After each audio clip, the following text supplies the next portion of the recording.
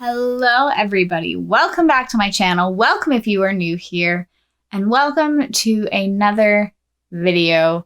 Today I am going to be talking about paganism and basically doing a 101 video with information provided by the lovely and amazing website that I have found called Naturebound Pagan. I absolutely adore everything that they have ever posted, and I find all of their information so helpful and very concise and precise. It makes it a lot easier to understand in terms of trying to figure out definitions or that type of thing.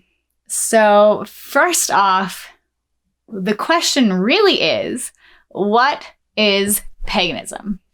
Now, what they have written out for us, and I will kind of sum it up, is that if paganism was broken into its essentials, there would be two central components. So interconnectedness and blessedness. Now, most pagans believe that all parts of the universe are connected at very deep levels, and they extend beyond what the average person can comprehend. Pagans believe that humans are unflawed in nature, not spiritually doomed or damned, and are born with the necessary skills to live ethically and spiritually. They also believe that that humans are naturally oriented toward their own greatest growth and development. Now, because of this, most pagans view themselves as very connected to nature, very connected to the earth, and they try very hard to live life with an open mind, which can be a very, very hard thing in today's society and day and age. The most notable characteristics of a pagan or the paganism belief system is it is a religion. It is a modern religion, not necessarily an old one, although it does date back at its core values very, very far into the Viking era. Paganism has no central hierarchy or dogma. Paganism stresses professional and personal responsibilities, so taking responsibility for the things that you do and the actions that you have in life instead of blaming it on other people. Paganism offers a different view of the world. Paganism is a spirituality as well, and it is protected by law. Did not know the last one, but there you go. This is why I love this little blurb.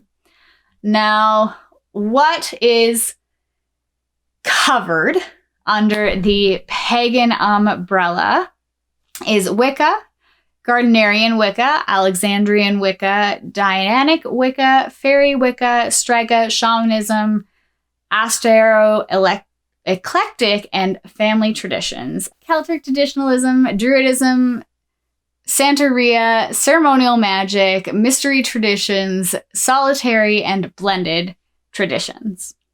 Now, I myself definitely classify as a pagan. I also classify as Wicca, and by mysterious magic and blood, I do also identify as a witch.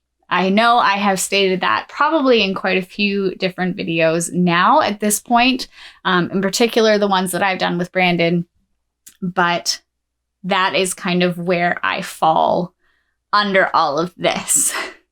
Pagan holidays seem to be constant, but that is because of the connection to the world and connecting to nature itself and celebrating all of those different things and the little occurrences in life and not taking them for granted.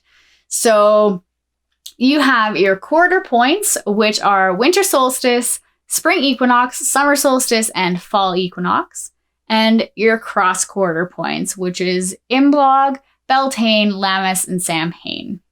Now, all of those have the Christian equivalent of them, Samhain being Halloween, just kind of thinking about that and how over time it has changed.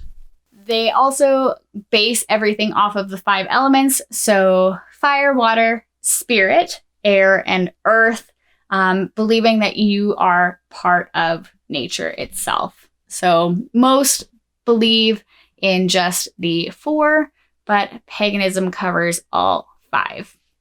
By the 21st century, there were an estimated 1.25 million pagans in the United States alone. That does not include Canada or anywhere else in the world for those who identify as spiritual, pagan, Wicca, or what have you.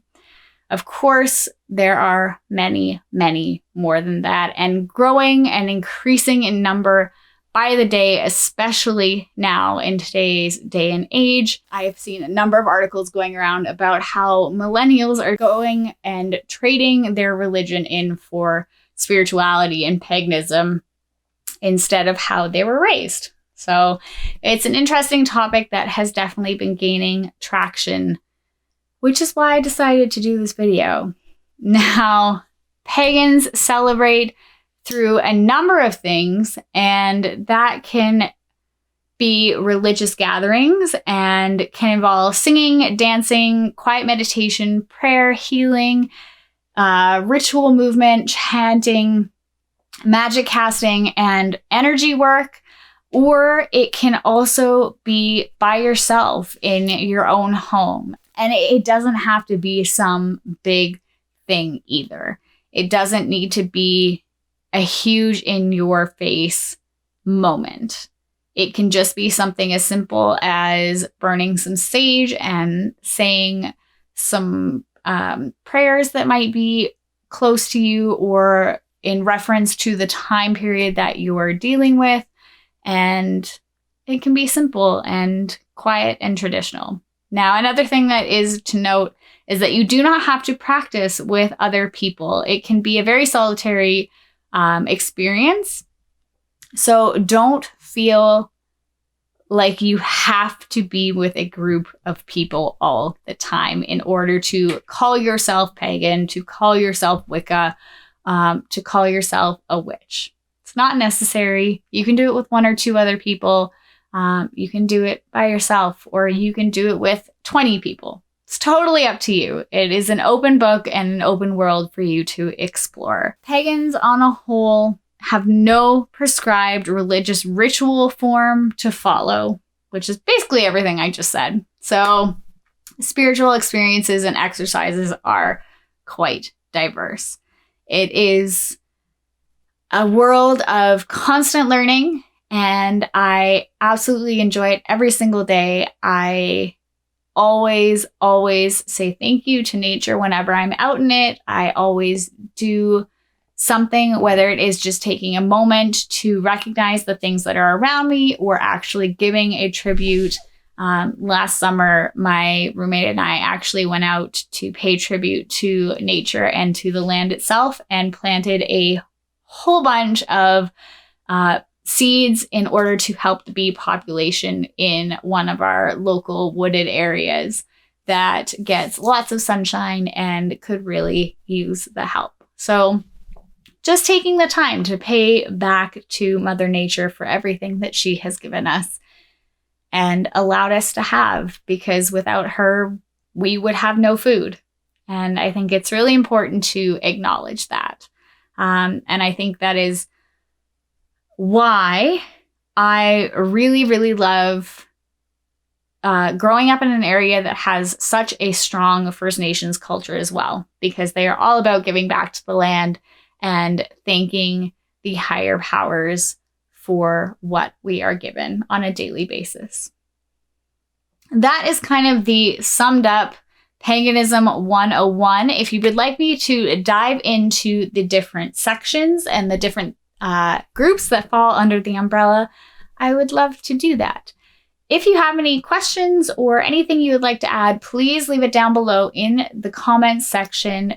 Do not hesitate to ask me questions. I will try and answer to them to the best of my knowledge. And if I don't know the answer, I will definitely look it up for you and direct you in the right direction.